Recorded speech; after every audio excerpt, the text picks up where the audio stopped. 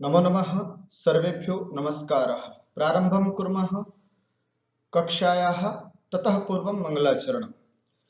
या सरष्टिः सृष्टुराद्या वहति विद्युतं या हविर्या च होत्री ये द्वे कालं विधत्तः श्रुतिविषयगुणा या स्थिता व्याप्य विश्वम् या माहुः सर्वबीज प्रकृतिरिति यया प्राणिनः प्राणवन्तः प्रत्यक्षाभिः प्रपन्नस्तनुभिरवतु वस्ताभिरष्टाभिरीशः।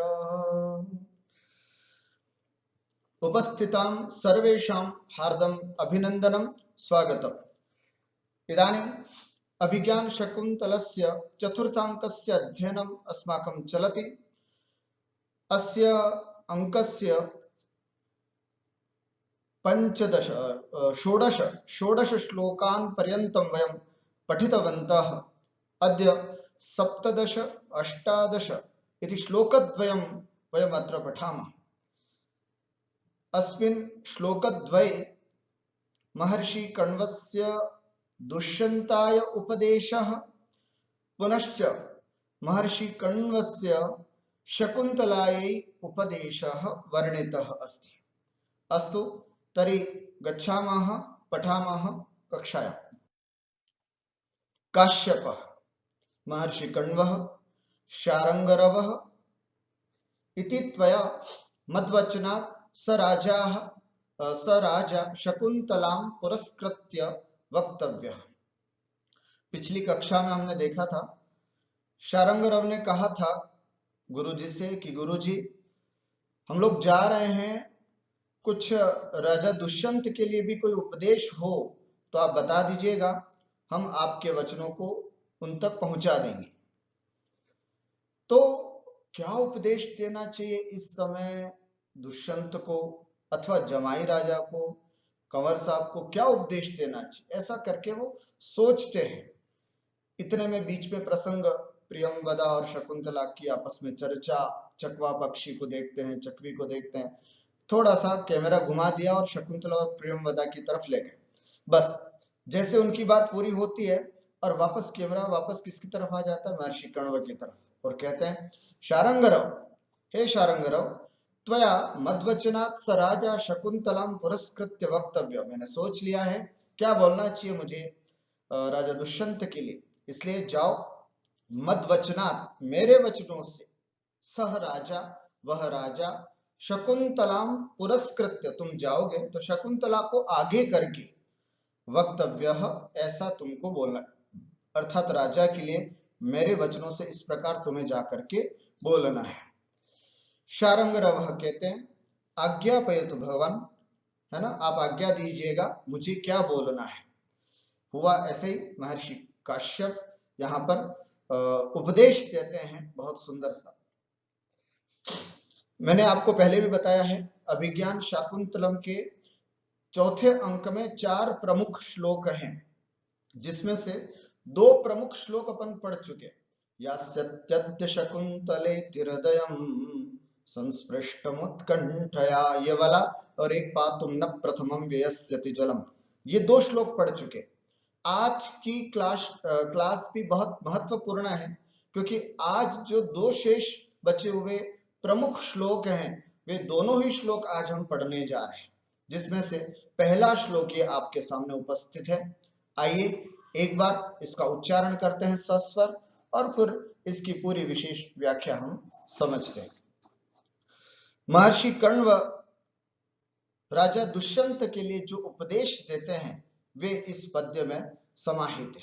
क्या कहते हैं, थोड़ी सी लय बदल करके आज बोलूंगा मैं। अस्मन् साधु विचिन्त्य संयम धना नुच्चैः कुलं चात्मनस्त्वय्यस्याः कथमप्यबन्धवकृतां स्नेहप्रवृत्तिं च तां सामान्य प्रतिपत्तिपूर्वकमियं दारेषु दृश्या त्वया भाग्याय तमतः परं न खलु तत् वाच्यं वधूबन्धुभिः इति। पुनः पूर्वतन श्लोक रागपि वयं वक्तुं शक्नुमः। महर्षि कण्व यहाँ पर उपस्थित हैं और ये शारंगरव खड़े हुए हैं हाथ जोड़ करके कि मुझे क्या उपदेश देना है, क्या आदेश देना है दुष्यंत के लिए। शकुंतला खड़ी है। अस्मन् साधु विचिन्त्य संयमधनानुच्चैः कुलं चात्मनस् त्वय्यस्याः कथमप्यबन्धवकृतां स्नेह प्रवृत्तिं च ताम् सामान्य प्रतिपत्तिपूर्वकमियं दारेषु दृश्या त्वया भाग्यायत्तमतः परं न खलु तद् वाच्यं वधूबन्धुभिः। एक बहुत सुंदर संदेश महर्षि कण्व यहाँ पर दुष्यंत के लिए देते हैं। एकदम सधी हुई भाषा में मर्यादा के अनुकूल कैसे एक कन्या का पिता अपने होने वाले दामाद या जो दामाद हैं उन तक संदेश कैसे पहुंचाते हैं, और विशेष करके उनके लिए जो गांधर्व विवाह करके पहुंचे हैं उनके लिए क्या संदेश दिया जा रहा है। बहुत सुंदर संदेश है, समझने का प्रयास करें। संयम धनान अस्मान साधु विचिन्त्य, संयम एव धनम यस्य सह संयम धन। संयम ही जिनका धन होता है उसको संयम धन कहते हैं। जैसे विद्वानों को ज्ञान धन कहा जाता है ना, और ऋषि महर्षि को संयम धन कहा जाता है, उनके पास संयम ही धन है।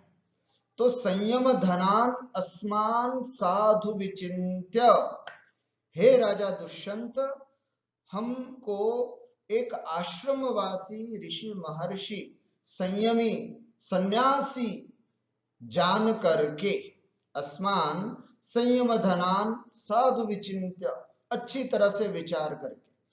हो सकता है तुम्हारे मन में ये भाव आ जाए कि यार कन्या को विदाई किया है और कुछ भी साथ में नहीं भेजा इन्होंने, अरे कुछ आभूषण भेज देते, कुछ सोना चांदी जवाहरात इत्यादि भेज देते, कुछ गाय बैल है ना, कुछ पशुधन भेज देते, कुछ तो भेज देते।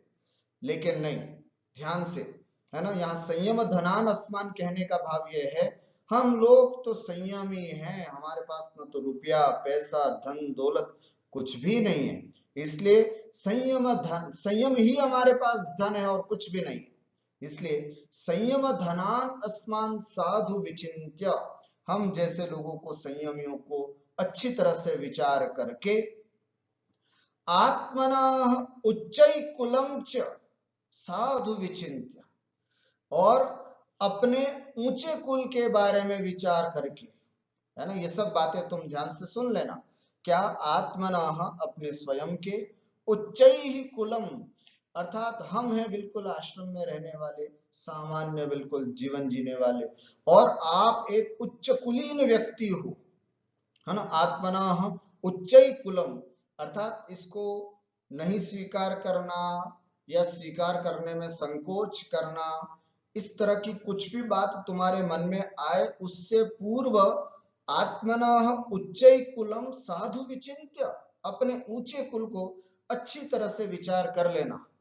तुम पौरववंशी राजा हो, उच्च कुलीन राजा हो, और उच्च कुलीन राजा जो होते हैं एक बार जो अपनी बात कह देते हैं, एक बार जब अपना वचन दे देते हैं तो फिर वे कभी भी मुड़ करके नहीं देखते। तुमने शकुंतला के साथ गंधर्व विवाह किया है, इसलिए तुम इसका साथ जीवन भर निभाओगे, ये तुम्हारा वादा है। और उच्च कुलीन की ये स्थिति रही है हमेशा, प्राण जाए पर वचन न जाए। अतः आत्मनः उच्चै कुलम च साधु विचिन्त्य, और अपने ऊंचे कुल के बारे में अच्छी तरह से विचार करके, त्वयि अस्याः कथमपि अबान्धव कृतां तां स्नेह प्रवृत्तिं च साधु विचिन्त्य।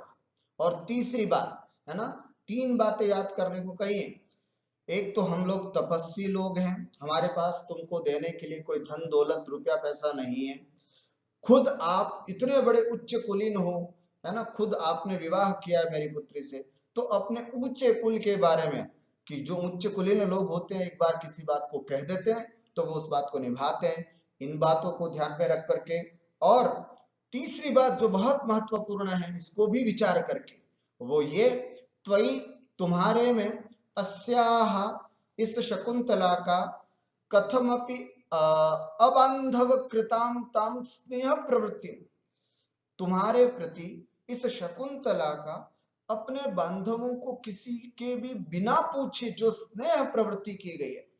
वैसे कन्याएं जो होती हैं वे किसी भी तरह की स्नेह प्रवृत्ति करती हैं, अपना प्रेम प्रसंग आगे बढ़ाती हैं, उससे पहले अपने परिवार में इजाजत लेती हैं, है ना, उनका आपस में एंगेजमेंट हो जाता है और उसके बाद वे फिर आगे आगे धीरे धीरे अपने प्रेम की प्रवृत्ति को बढ़ाते हैं।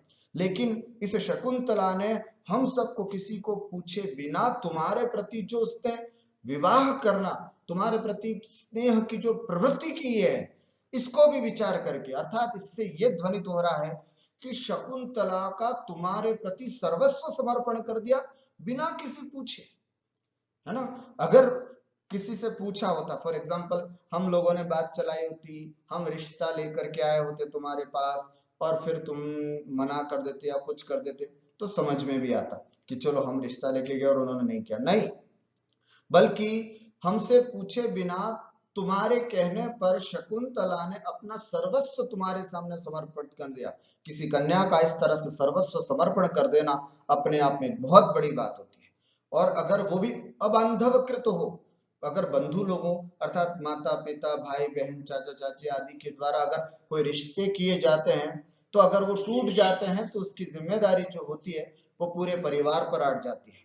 लेकिन जो इस तरह के लव मैरिज करते हैं, प्रेम विवाह करते हैं, उनके सामने अगर लड़की के साथ, अगर उस लड़की के साथ अच्छा व्यवहार नहीं होता है तो पूरा का पूरा ढिंडोरा जो है या ठीकरा जो है वो लड़की के ऊपर ही फोड़ा जाता है। इसलिए यहाँ पर यह पंक्ति बहुत महत्वपूर्ण है कि इस कन्या ने, इस शकुंतला ने हम में से किसी से भी पूछे बिना जो तुम्हारे प्रति प्रेम प्रवृत्ति की है, स्नेह प्रवृत्ति की है, इस बात को भी अच्छी तरह से विचार करना।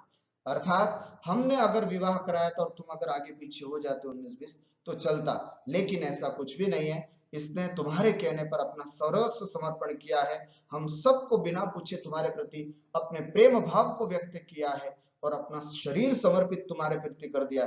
तो इस स्नेह प्रवृत्ति को साधु विचिंत्य, अच्छी तरह से विचार करके अब तुम्हें करना क्या है, 3 बातें अच्छी तरह से विचार करने को बता दिया। हम संयमी हैं, तुम उच्च कुलीन हो, और इस कन्या ने हम में से किसी को बिना पूछे जो तुम्हारे प्रति स्नेह भाव किया।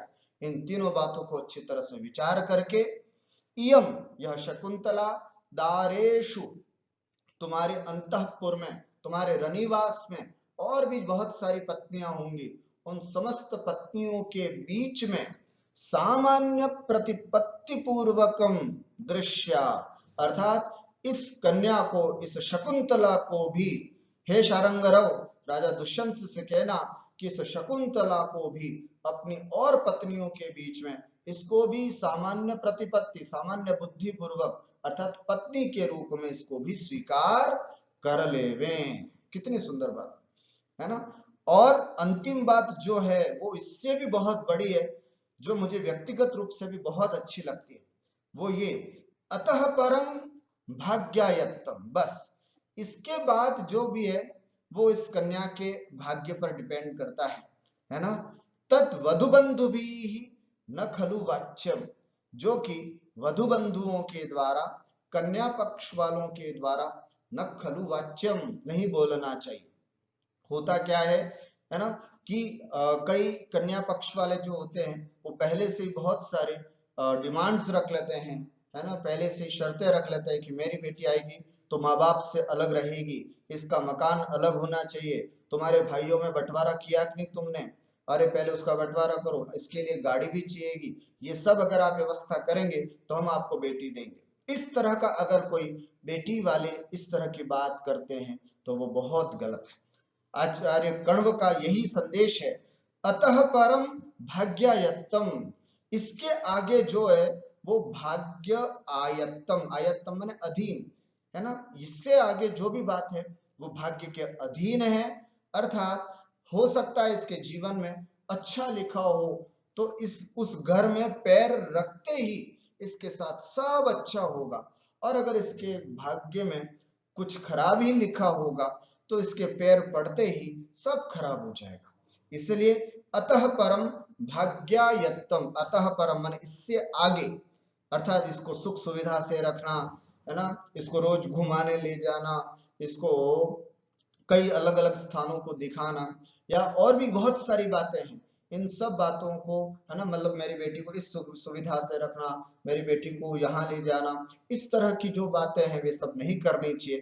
तद वधु बंधु भी न खलु वाच्यम, इससे ज्यादा बातें जो हैं वो कन्या पक्ष से और से नहीं करना चाहिए। फिर वो वर पक्ष जितना भी हो सके वो अपने समय के हिसाब से और अपनी हैसियत के हिसाब से उस कार्य को करता है। ये जो अंतिम पंक्ति है, अतः परम भाग्यायत्तम है ना, भाग्यायत्तम अतः परम न खलु तद्वाच्यम वधू बंधुवी, ये सूक्ति है ना, इस सूक्ति को ध्यान में रखते हुए यहाँ पर अर्थ करना चाहिए। एक बार पुनः मैं पूरे अन्वय को आपके सामने प्रस्तुत करना चाहता हूँ। महर्षि कण्व राजा दुष्यंत के लिए शारंगरव के द्वारा यह संदेश पहुंचा रहे हैं। शारंगरव हाथ जोड़ करके खड़े हैं और गुरुजी ये संदेश दे रहे हैं, शकुंतला भी खड़ी हुई है ना। वो उपदेश यही दिया जा रहा है कि संयम धनान अस्मान साधु विचिंत्य, हम संयमियों को अच्छी तरह से विचार करके, इसमें एक व्यंग्य ये भी आता है कि ध्यान रखना हम लोग संयमी हैं, अगर थोड़ा सा भी गड़बड़ करेंगे तो झट कमंडल से पानी लेकर के श्राप भी दे सकते हैं। इसलिए ये भी बात ध्यान में रखना कि कुछ भी अनिष्ट न हो। और दूसरी बात ये सामान्य अर्थ निकलता है कि हम संयमी लोग हैं, वही संयम हमारा धन है, इसलिए हम कन्या के साथ कौतुक के रूप में है ना कुछ भी विशेष रूप से आपके साथ भिजवा नहीं पा रहे। आत्मनः उच्चै कुलम च साधु विचिंत्य, स्वयं के ऊंचे कुल के बारे में कि तुम पौरववंशी राजा हो, है ना, इतने चक्रवर्ती राजा हो, ऐसे उच्च कुलीन अपने खुद के बारे में विचार करके, त्वयि अस्याह कथमपि अबांधव कृतां तां स्नेह प्रवृत्तिं च, और तुम्हारे प्रति इस शकुंतला का बिना किसी बंधुजनों के द्वारा की गई स्नेह प्रवृत्ति को साधु विचिंत्य, अच्छी तरह से विचार करके हम सिर्फ आपसे इतनी प्रार्थना करते हैं राजा दुष्यंत, इयम यह शकुंतला दारेशु, तुम्हारी रनिवास में अंतःपुर में जो और दारा मतलब पत्नियां, तुम्हारी और भी जो पत्नियां हैं उन पत्नियों के बीच में सामान्य प्रतिपत्ति पूर्वकम दृश्य, सामान्य प्रतिपत्ति पूर्वक मतलब सामान्य दृष्टि से, सामान्य बुद्धि से, सामान्य व्यवहार पूर्वक इसके साथ होना चाहिए, है ना। ऐसा ना हो कि वो तो रानियों की तरह रहे और इसको तुम दासी बना करके रख लो, वो तो रानियों की तरह रहे और जो है ये तो जंगल से आई हुई है, ये तो आश्रम से आई हुई है, इसको सेविका बना दो। ऐसा नहीं, मैं कन्या का पिता हूं, कम से कम इतनी डिमांड तो तुमसे कर ही सकता हूं कि तुमने इससे विवाह किया है तो तुम इसको पत्नी के रूप में, पत्नी का दर्जा दे करके पत्नियों के साथ ही इसको पत्नी जैसा व्यवहार करते हुए इसके साथ व्यवहार करें। ऐसा हर पिता को अपनी पुत्री को देते समय ये कहना चाहिए कि मैं तुमको अपनी कन्या दे रहा हूं, मेरे पुत्री के साथ कन्या जैसा, पत्नी जैसा व्यवहार करो। कई वर या कई पुरुष लोग होते हैं जो पत्नी बनने के बाद पत्नी के साथ दुर्व्यवहार करते हैं, हाथापाई करते हैं, इस तरह की भी स्थितियां हमारे समाज में कई जगह देखी जाती है। लेकिन बेचारे कन्या पक्ष वाले जो होते हैं वे कुछ भी बोल नहीं पाते, अरे साहब हमने तो कन्या दी है, अब हम सहन करेंगे, क्या करें।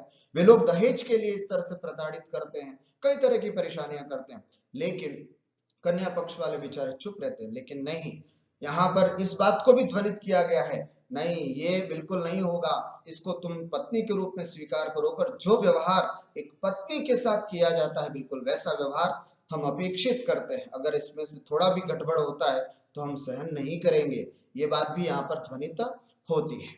अतः बस इससे आगे, अतः परम, इससे आगे जो है वो भाग्यायत्तम, इस शकुंतला के भाग्य के अधीन है, तत् वधुबंधु भी, जिसको मैं हम वधु बंधुओं के द्वारा, कन्या बंधुओं के द्वारा, कन्या परिवारों के द्वारा न खलु वाच्यम, नहीं कहना चाहिए।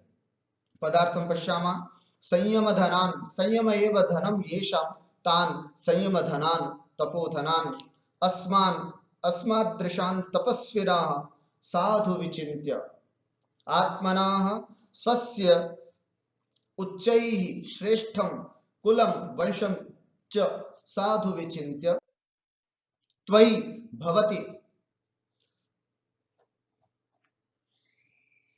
अस्याः शकुन्तलायाः कथमपि केनापि प्रकारेण अबान्धवकृतां बन्धुजनप्रयत्नं विनैव विहितां तां तादृशीं स्नेह प्रवृत्तिं प्रेम प्रवृत्तिं, प्रेव इति लिखितम् अश्रुतं, प्रेम प्रवृत्तिं च साधु विचिन्त्य, साधु सम्यक्तया विचिन्त्य विचार्य इयम् एषा शकुन्तला दारेषु स्त्रीजनेषु सामान्य प्रतिपत्ति पूर्वकं सामान्य तुल्य साधारण वा प्रतिपत्ति गौरवं तत्पूर्वकम, अर्थात सामान्य गौरव पूर्वक ही दृश्या दर्शनीया।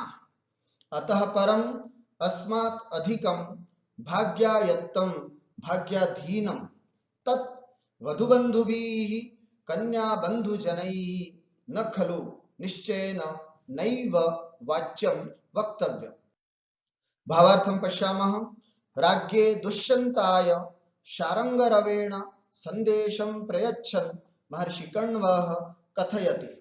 राजा दुष्यंत के लिए शारंगव के द्वारा संदेश भिजवाते हुए महर्षि कण्व, संदेश देते हुए महर्षि कण्व कहते हैं कि वयम संयम धनिनः संयमिनो वा स्मः, हम संयमी धन, संयम धन वाले हैं या संयमी लोग हैं।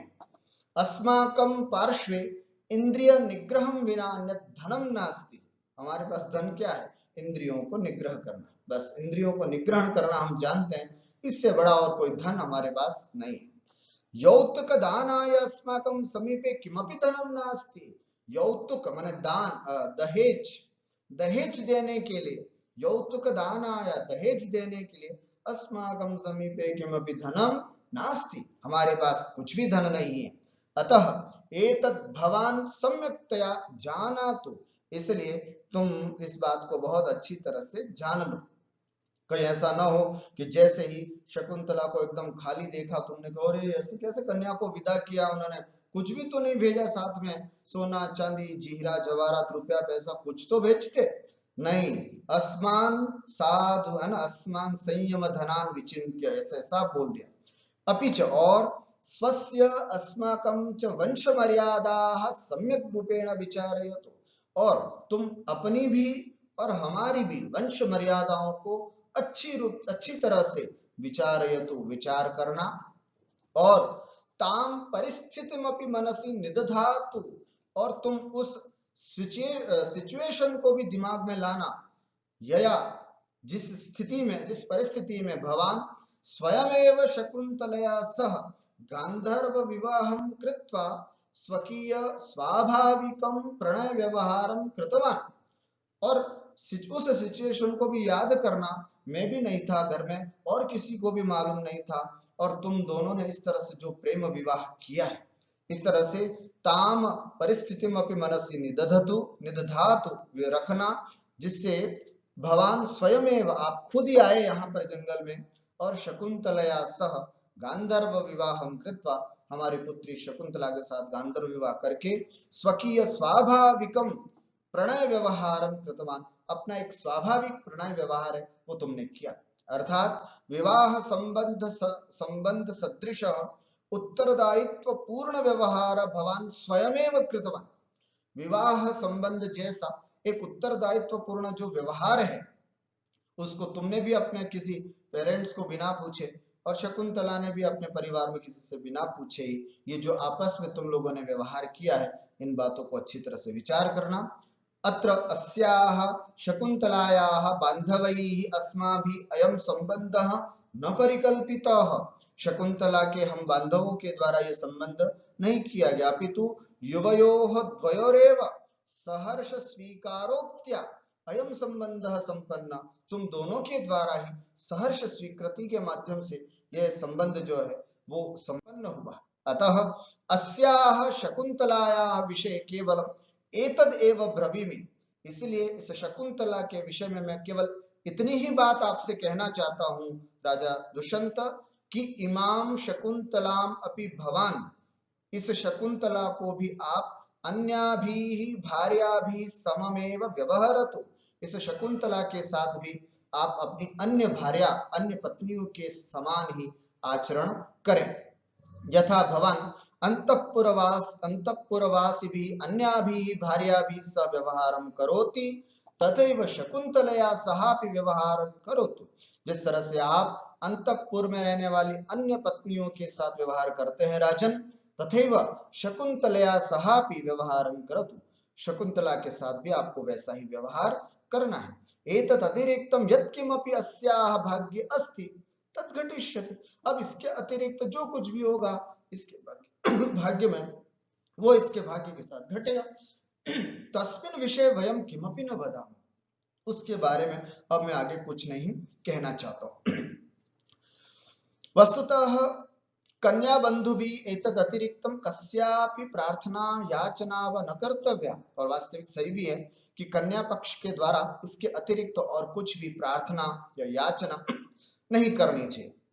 यतो ही प्रार्थनया याचनया न किमपि लभ्यते, आप तुम प्रार्थना करो या याचना करो वर पक्ष से, उससे कुछ भी प्राप्त नहीं होता है, क्योंकि मनोवांछित वस्तूनां प्राप्तिस्तु भाग्येनैव भवति, मनोवांछित वस्तु की प्राप्ति तो भाग्य से होती है। उस कन्या का भाग्य अच्छा होगा तो ससुराल में सब अच्छा मिलेगा, और भाग्य ठीक नहीं होगा तो अच्छे से अच्छे करोड़पति भी रोड़पति बन जाएंगे। तो इस तरह से मनोवांछित वस्तूनां प्राप्ति, मनोवांछित वस्तुओं की प्राप्ति जो है वो भाग्य से ही होती है। सुख दुखादिकम सर्वम भाग्याधीनम भवति, आपका सुख दुख आदि सब कुछ जो है वो भाग्य के अधीन होता है। अस्मिन संदेश, बहुत सुंदर संदेश यहाँ पर महर्षि कर्णों ने दिया। इस संदेश की क्या विशेषता है? अस्मिन संदेश विनम्रता, गंभीरता, चतुरता इत्यादि सर्वम विद्यते। महर्षि कण्व की इस भाषा में विनम्रता है तो दूसरी ओर गंभीरता भी है और चातुर्य भी है, सब कुछ इन्होंने नहीं कहते हुए भी सब कुछ कह दिया।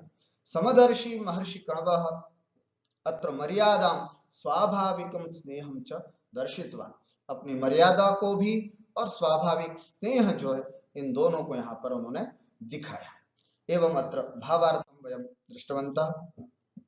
अत्र विशेषे वयं छन्दं पश्यामः।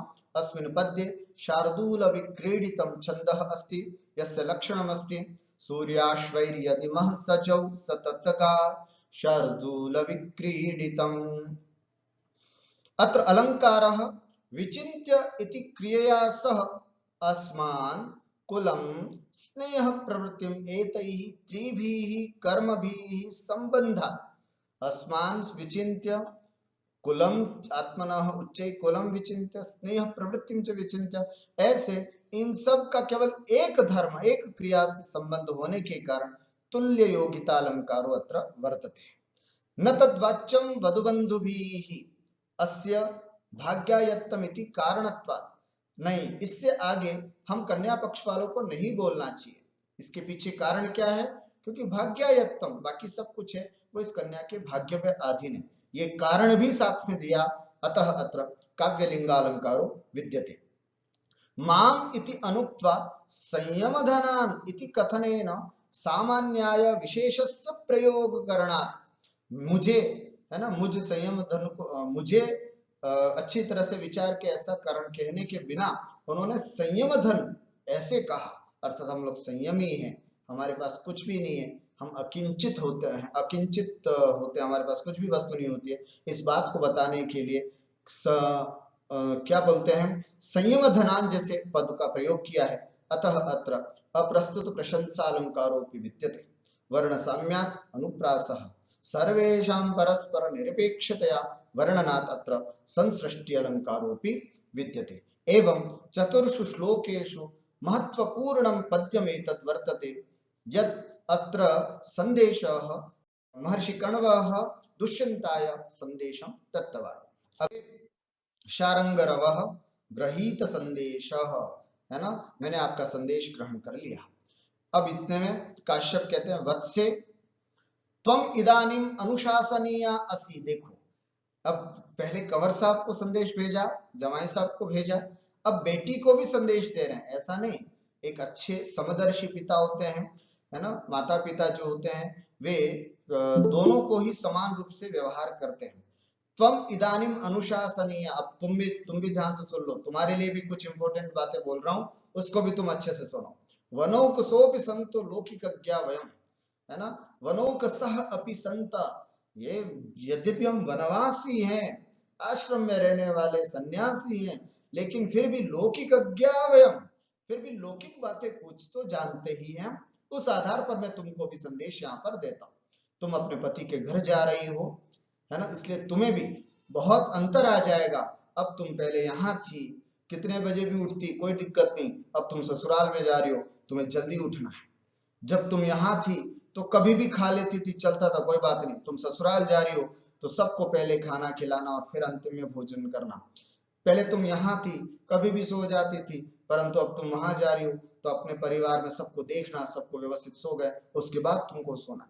इस तरह की बहुत सारे संदेश जो है वो दे करके पिता अपनी पुत्री को किस तरह से अनुशासित करता है, वो बहुत सुंदर पद्य यहाँ पर दिया गया है ना। और सबसे बड़ी बात क्या कही, वनौकसोपि संतो लौकिकज्ञावयम्, यद्यपि हम वनवासी हैं किंतु फिर भी हम भी लौकिकज्ञावयम्, अर्थात लौकिक बातें कुछ तो जानते हैं, आधुनिक बातें कुछ तो हम जानते हैं, समझते हैं।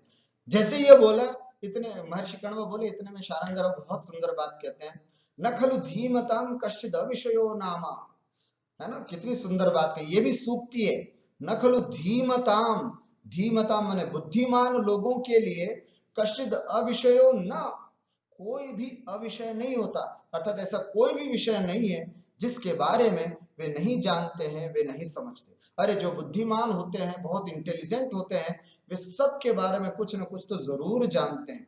और गुरुजी आप तो संयमी हैं, आप तो परम दिव्य ज्ञानी हैं, आपको तो, आपके लिए तो ऐसा कौन सा विषय होगा जिसके बारे में आप नहीं जानते। बहुत सुंदर शारंगरव की यह सूक्ति है, न खलु धीमताम कश्चित अविषयो, धीमताम अविषय कश्चित अविषयो नाम न खलु, है ना, बुद्धिमानों के लिए कोई भी विषय ऐसा नहीं है जिसके बारे में उनको नहीं आता। और होता भी है, कुछ लोग इतने टैलेंट होते हैं, इतने बुद्धिमान होते हैं कि उनको मंच पर किसी भी विषय को बोलने के लिए खड़ा कर दिया जाए तो वे धड़ाधड़ बोलने लग जाते हैं और खूब अच्छा प्रेजेंटेशन करते हैं। इसके पीछे कारण उनकी प्रतिभा, उनकी बुद्धि। क्या कहते हैं यहाँ पर काश्यप, सात्वम इतः पतिकूलम प्राप्य, तो हे बेटी, हे वत्से, त्वम इतः, तुम जब यहाँ से, पतिकूलम प्राप्य, अपने पति को, घर को प्राप्त करके तुम्हें कैसा व्यवहार करना है वो इस पद्य के माध्यम से मैं तुमको बताना चाहूंगा। क्या कहते हैं, शुश्रूषस्व गुरुं कुरु प्रिय सखी, वृत्तिं सपत्नी जने, भर्तुर विप्रकृतापि रोषणतया, मास्म प्रतीपं गमा, भूयिष्ठं भव दक्षिणा परिजने, भाग्येष्वनुत्सेकिनी, यान्त्येवं गृहिणी पदं युवतयो, वामः कुलस्याधय। फिर से एक बार, शुश्रूषस्व गुरुं कुरु प्रिय सखी, वृत्तिं सपत्नी जने, भर्तुर्विप्रकृतापि रोषणतया, मास्म प्रतीपं गमा, भूयिष्ठं भव दक्षिणा परिजने, भाग्येष्वरुत्सेकिनी, यान्त्येवं गृहिणी पदं युवतयो, वामः कुलस्यादय। देखिएगा, इस तरह से यहाँ बहुत सुंदर संदेश दे रहे हैं। चित्र में आप महर्षि कण्व को, शकुंतला को उपदेश देते हुए यहाँ देख रहे हैं।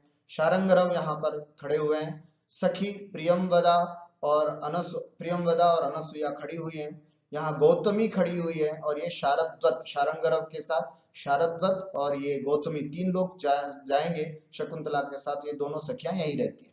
देखिए कितना सुंदर विवेचन यहाँ पर किया गया है। एक पिता अपनी पुत्री को जब विदाई करता है तो कैसा संदेश देना चाहिए। कहते हैं ना कि 4 श्लोक बहुत महत्वपूर्ण है, उसमें से ये श्लोक भी एक है जो बहुत महत्वपूर्ण है। आखिर ऐसी क्या बात है जिसके कारण ये महत्वपूर्ण है? वो ये है कि आज से पहले, है ना, मतलब हजारों साल पहले महाकवि कालिदास ने उस समय जिस पद्य को लिखा था उसकी प्रासंगिकता आज भी उतनी ही है।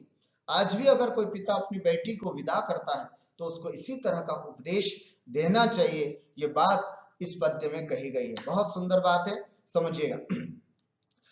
हे बेटी, गुरुन शुश्रूषस्व, अपने परिवार में जब तुम जाओगी तो गुरुन, अपने से जो बड़े लोग हैं परिवार में जितने भी बड़े लोग हैं, फॉर एग्जाम्पल सास ससुर आदि, है ना, इन सब की शुश्रूषस्व, अच्छे से सेवा करना, बड़े लोगों की खूब सेवा करना, सबसे पहला संदेश है ना, क्योंकि माता पिता की सेवा करने में, बड़े लोगों की सेवा करने में ही सब कुछ सुख प्राप्त होता है।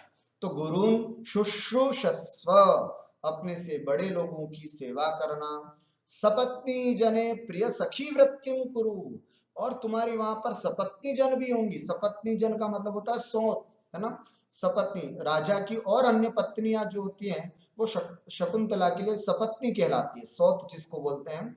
तो सपत्नी जने, सोत के प्रति प्रिय सखी वृत्तिम कुरु, बड़े प्रिय सखी की तरह से, है ना, मिलजुल करके, जैसे तुम यहाँ सखियों के साथ कैसे मिलजुल करके रहती हो, ऐसे बड़े मिलजुल करके रहना। आज का पिता कहता है, अब सपत्नी जन तो है नहीं, आज का पिता कहता है अपनी देरानी के साथ, अपनी जेठानी के साथ बहुत अच्छे से, मतलब सखियों जैसा व्यवहार करके रहना। और वाकई वो घर स्वर्ग जैसा होता है जहां पर सभी देरानी जेठानी मिल करके रहती हैं, सब एक ही किचन में काम करती हैं, सब मिल करके रहते हैं। बड़ा अच्छा परिवार होता है जिसमें 15, 20, 25 लोग होते हैं।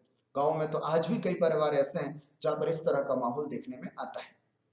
तो सपत्नी जने, सपत्नी लोगों के बीच में प्रिय सखी जैसा, प्रिय सखी से कैसा व्यवहार करते हैं, हम अपने दिल की सब बात बता देते हैं, है ना, फिर उनकी बात सुनते हैं, सुख दुख उनके साथ शेयर करते हैं। बस इसी तरह से अपनी सपत्नी जनों के साथ सब प्रिय सखी जैसा व्यवहार करना। विप्रकृतापि रोषणतया भर्तु प्रतीपम मास्मगमः, और कहते हैं कि विप्रकृतापि, तिरस्कृत होने पर भी, रोषणतया, गुस्से के कारण, भर्तु प्रतीपम मास्मगमः, अर्थात अपने पति के विपरीत बिल्कुल भी मत जाना। अर्थात अगर कदाचित तिरस्कार भी कर दे, है ना, कभी गुस्से से कुछ बोल भी दे, तब भी अपने पति के विपरीत आचरण मत करना। अर्थात पति के खिलाफ साजिश मत करना, अपने पति की बुराई मत करना, अपने पति को भला बुरा मत कहना, अपने घर की बातें पड़ोसियों को जाकर के मत कहना। स्पष्ट हुआ। विप्रकृतापि, कभी तिरस्कृत कर भी दी जाए तो भी रोषणतया, गुस्से से, भर्तु प्रतीपम मास्मगमः, अपने पति के विपरीत बिल्कुल मत जाना। ठीक हुआ। तीसरा संदेश, चौथा संदेश, परिजने भूयिष्ठम दक्षिणा भव, कितनी सुंदर बात कही। और जो परिजन है, नौकर चाकर जो सेवक लोग हैं, उनमें भूयिष्ठम, खूब, दक्षिणा भव, बड़ी उदार बनना, बड़ी उदार बनना। कई बार क्या होता है, अच्छे घराने में, बहुत पैसे वाले घर में भी शादी हुई होती है ना, तब भी कई बार नौकर चाकरों के साथ कई बहुरानियां ऐसे व्यवहार करती हैं जैसे कि बहुत छोटा, मतलब छोटे से घर से आई हुई होने के कारण उनके साथ ऐसा नहीं। तुम भले आश्रम से जा रही हो, लेकिन परिजनों पर खूब उदारता का व्यवहार करना, है ना, खूब उदारता का, उनके ऊपर खूब स्नेह रखना, बड़े प्रेम से उनसे काम लेना। और खूब, क्योंकि तुम यहाँ तो आश्रम में थी, कोई नौकर चाकर नहीं थे, लेकिन वहां जाते ही तुम्हारे पास खूब नौकर चाकर अनुचर सब होंगे। उनको ये नहीं लगना चाहिए कि ये देखो कैसे जंगल से आई हुई ये कन्या है, कैसा व्यवहार करती है, इनका कोई तरीका भी नहीं। नहीं, भूयिष्ठम दक्षिणा भव, खूब उदारता के साथ उनके साथ व्यवहार करना। और भाग्येष्वनुत्सेकिनी, भाग्य पर अनुत्सेकिनी भवः, अर्थात भाग्य पर अभिमान नहीं करने वाली बनना। अभिमान मत कर लेना। कई बार कई परिवारों में देखा गया है कि एकदम छोटे परिवार से कन्या जब बड़े परिवार में जाती है ना, तो खूब अभिमानी हो जाती है। कभी नहीं देखा के कारण बहुत सारा बड़ा परिवार दिखता है या बहुत धन दौलत दिखती है तो बहुत अभिमानी हो जाती है, और जब वे अपने माता पिता के घर भी आती है तब भी उनका अभिमान झलकता है, अपने गांव में भी उनका अभिमान झलकने लग जाता है। नहीं, भाग्येषु अनुत्सेकिनी, ये तुम्हारा परम सौभाग्य है कि तुम्हारा विवाह चक्रवर्ती के साथ हो रहा है, लेकिन अनुत्सेकिनी अर्थात अभिमान करने वाली मत बनना। और इस तरह से हमारी सब बातों को, गुरुओं की सेवा करना नंबर 1, सपत्नियों के साथ प्रिय सखी जैसा व्यवहार करना 2, विप्रकृतापि तिरस्कृत किए जाने पर भी रोषणतया गुस्से से भर्तु प्रतीपम मास्मगमः, अपने पति के विपरीत मत चली जाना 3, परिजने भूइष्ठम दक्षिणा भव, अपने से छोटे लोगों के प्रति, अनुचरों के प्रति, सेवकों के प्रति खूब उदार प्रवृत्ति रखना 4, और भाग्य पर इठलाना नहीं, भाग्य अच्छा होने पर घमंडन नहीं आ जाए तुम्हारे अंदर। बस इन 5 बातों को ध्यान में रखना। इसलिए तुमसे कह रहा हूं कि एवं युवतयः, इस प्रकार से जो युवतियां होती हैं अगर इस सब बातों का पालन करती हैं तो गृहिणी पदम यान्ति, है ना, गृहिणी कहलाती हैं, गृह लक्ष्मी कहलाती हैं। लोग बहुत तारीफ करते हैं उसकी कि क्या कन्या है इनकी, बहुत अच्छी बहू है, बहुत अच्छी बहू है। पड़ोसियों में भी तारीफ होती है, सब जगह तारीफ होती है, सब लोग खूब प्रशंसा करते हैं। क्यों? क्योंकि गृहिणी पदम, ऐसी युवतियां जो हैं वो गृहिणी पद को प्राप्त करती है। और वामाह, अगर तुम इससे विपरीत जाओगी, गुरुओं की सेवा नहीं करोगी, सपत्नियों के साथ बैर करोगी, राजा मतलब पति के गुस्से करने पर तुम ईंट का जवाब पत्थर से देने की कोशिश करोगी, और नौकर चाकरों से बिल्कुल किच किच किच करोगी 2, 5, 10 रुपए के लिए, है ना, और बहुत घमंड करोगी, इस तरह से विपरीत आचरण करोगी तो ध्यान रखना कुलस्य, तुम अपने पिता कुल के भी और पति के कुल के लिए आधयः, है ना, जो युवतियां इस तरह का इससे विपरीत आचरण करती हैं वे कुल के लिए बीमारी बन जाती हैं। आधया का मतलब मानसिक बीमारी, अर्थात चिंता का विषय बन जाती है, वो एक तरह से हेडेक बन जाती है। इस तरह का व्यवहार जो नहीं करती हैं बच्चियां, कन्याएं, वो आगे जाकर के पिता के लिए भी और पति के परिवार के लिए, दोनों के लिए टेंशन का कारण बन जाती हैं और परिवार में खूब महाभारत होने लग जाता है। इसलिए इन 5 बिंदुओं को अच्छी तरह से याद रखना है तुमको, और इस तरह से तुम्हें व्यवहार करना, ऐसा सुंदर सा उपदेश यहाँ पर महर्षि कण्व ने दिया है।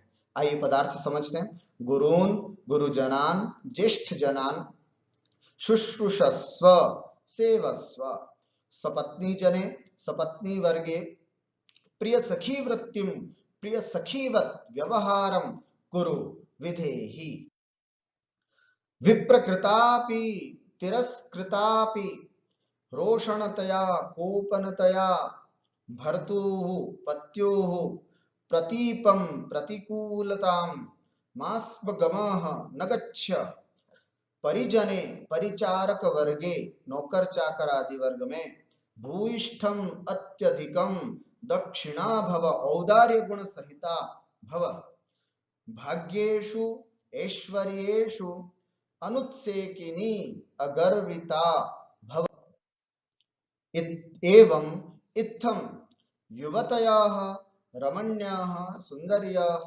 स्त्रियः गृहिणी पदम गृहलक्ष्मी पदम यान्ति प्राप्नुवन्ति, वामाः उक्तात् विरुद्धवर्तिन्यः युवतयः, ऊपर कहे गए उससे विपरीत आचरण करने वाली युवतियां, कुलस्य वंशस्य पितृवंशस्यापि पतिवंशस्यापि आधयः दुख कारणानि मानसिक दुख कारणानि भवन्ति जायन्ति।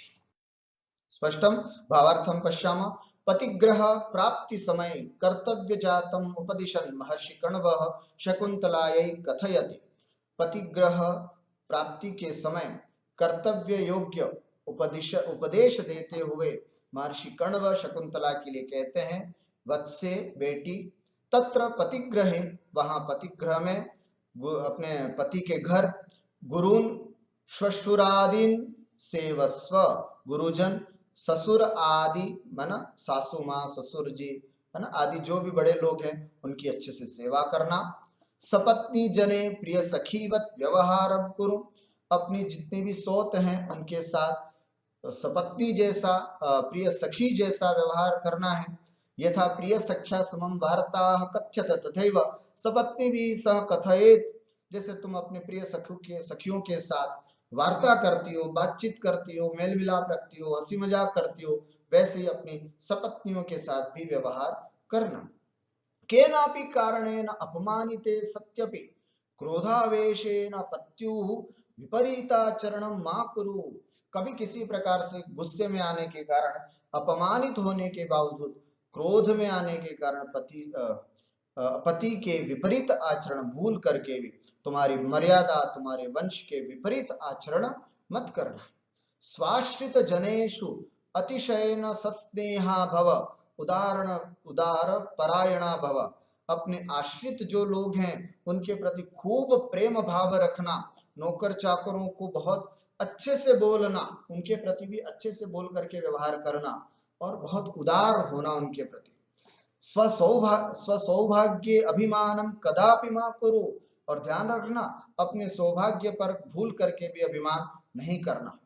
सौभाग्येन यत् प्राप्तम तदेव विनम्रतया स्वीकुरु, क्योंकि सौभाग्य से जो कुछ भी तुमको प्राप्त होता है उसको बड़ी विनम्रता के साथ स्वीकार करना। एतादृशम आचरणम यासां स्त्रीणां भवति ताः वस्तुतः गृहलक्ष्मी इति कथ्यन्ते, इस प्रकार का आचरण जिन स्त्रियों का होता है वस्तुतः वे ही घर की लक्ष्मी कही जाती हैं। एतत् विपरीताचरण युताः स्त्रियः, लेकिन इससे विपरीत आचरण करने वाली स्त्रियां जो हैं वो पितृकुलस्य पतिकुलस्य च आधयः, अर्थात मानसिक व्यथायाः कारणं भवन्ति, मानसिक व्यथा का कारण होती है। वस्तुतः महर्षि कण्वस्य इदम अनुशासनम, महर्षि कण्व का इस प्रकार से जो अनुशासित करना है वो गृहस्थ जीवनम प्रविशन्ति भी सर्वाभि नारी भी अवश्यम पालनीयम, मनुष्य मतलब जो महर्षि कण्व का ये जो संदेश है वो गृहस्थ जीवन में प्रवेश करने वाली हर कन्या के लिए, हर नारी के लिए, हर स्त्री के लिए अवश्य पालन करने योग्य है। भारतीय संस्कृत्या अनुमोदितेषु आदर्शाचरणेषु माननीय व्यावहारिक पक्ष अयं वर्तते, भारतीय संस्कृति के द्वारा अनुमोदित आदर्श आचरणों में सम्माननीय व्यावहारिक पक्ष यह हमारे सामने इन्होंने महर्षि कण्व ने प्रस्तुत किया।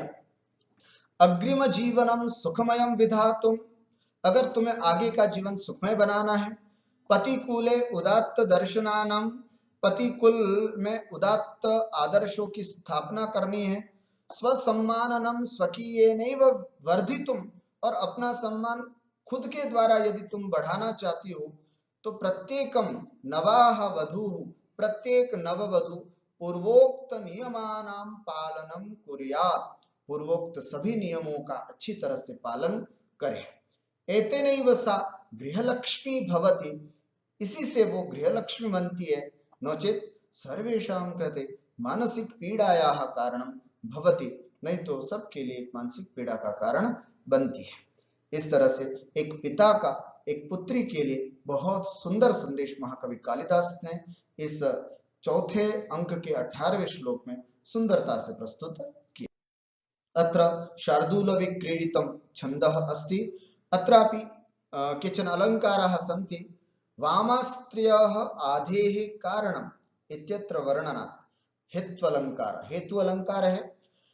वामाः स्त्रियः, अर्थात इससे विपरीत जो स्त्रियां हैं वो मानसिक व्याधि के कारण होती है, इसका वर्णन करने से, अर्थात इसका कारण ये है, अतः हेतु अलंकार है, यहाँ पर हेतु बताया गया है। वामास्त्रिषु आधित्वस्य आरोपात्, वामा में आधित्व अर्थात बीमारी विपरीत होती है ना, वामाकुलस्य आधयः, अर्थात इससे विपरीत कुल की आधि होती है, अर्थात आधि का मतलब मानसिक व्यथा का कारण होती है।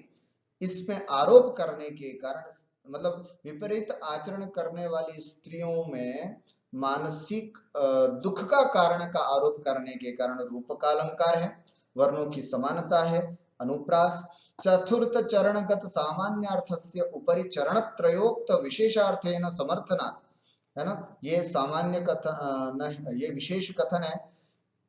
चतुर्थ चरणगत सामान्य अर्थस्य, ये सामान्य है, और बाकी तीनों चरणों में जो विशेष के द्वारा इसका समर्थन किया गया है। अतः अर्थांतरन्यास अलंकारः अस्ति। सपत्नीं प्रति सखीवत व्यवहार करण रूप असंभव वस्तु संबंध वर्णनेन, सपत्नियों के प्रति सखी जैसा व्यवहार जो असंभव है उसको कहा गया है। अतः निदर्शनालंकार है। सर्वेषां निरपेक्षतया अत्र वर्णनात् संसृष्टि अलंकारोपि अत्र विद्यते। इस प्रकार से आज हमने श्लोक संख्या 17 और श्लोक संख्या 18 जो अभिज्ञान शाकुंतलम के चतुर्थ अंक के महत्वपूर्ण 4 श्लोकों में से जो 2 श्लोक थे उनको बड़े विस्तार से समझा, पढ़ा। उम्मीद करता हूं आप सबको समझ में भी आया होगा। आगे बस 4 श्लोक और पढ़े हैं, 2 कक्षाओं के माध्यम से हम उनको भी पूरा करेंगे। बस समय है विदा लेने का। आप सबको नमस्कार। सर्वेभ्यो नमो नमः।